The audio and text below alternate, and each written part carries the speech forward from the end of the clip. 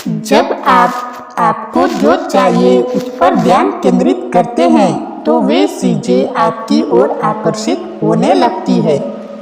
कुदरत आपके पास आपकी मनचाही चीज कैसे लाती है, इसका एक उदाहरण जानते हैं।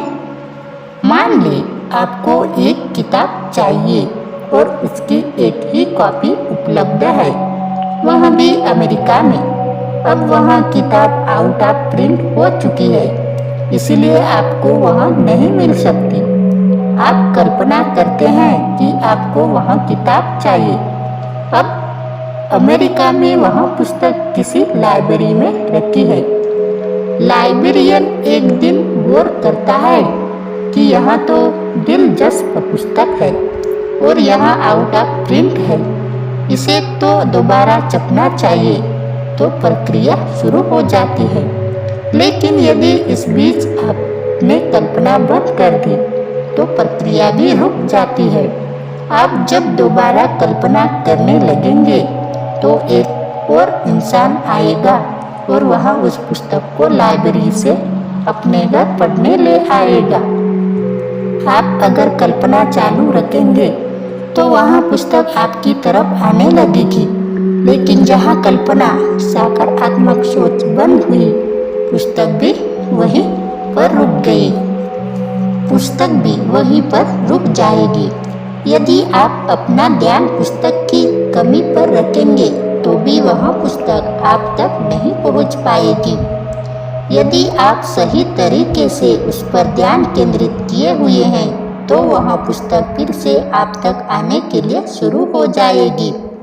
उस इंसान के यहाँ उसका दोस्त मिलने आता है और कहता है कि मैं विदेश यात्रा पर जा रहा हूँ। वह इस पुस्तक को देखते ही कहता है, मैं इसे रास्ते में पढ़ने के लिए ले जाता हूँ। वह पुस्तक अपने साथ ले आता है और वह भारत ही आ रहा है।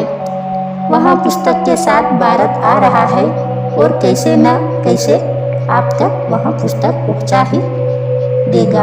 लेकिन जहाँ आपकी कल्पना बंद हुई वहीं आपकी पुस्तक रुक जाएगी। यदि बीच में कल्पना रुकी तो वह भारत आएगा तो सही, लेकिन पुस्तक लाना भूल जाएगा।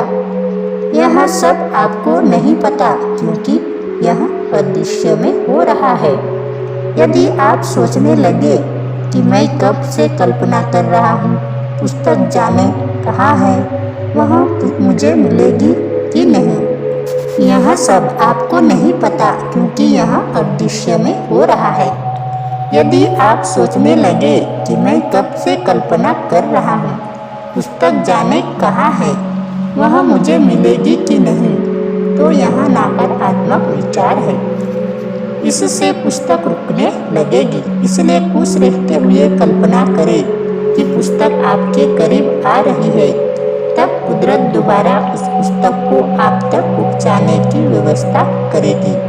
फिर वही इंसान भारत आता है।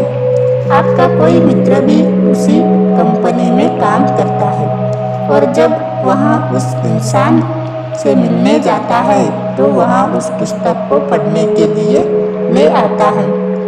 जब आप अपने उस दोस्त के घर जाते हैं तो हैरान रह जाते हैं कि जिस पुस्तक की मैं कल्पना कर रहा था वह यहाँ मेरे सामने है।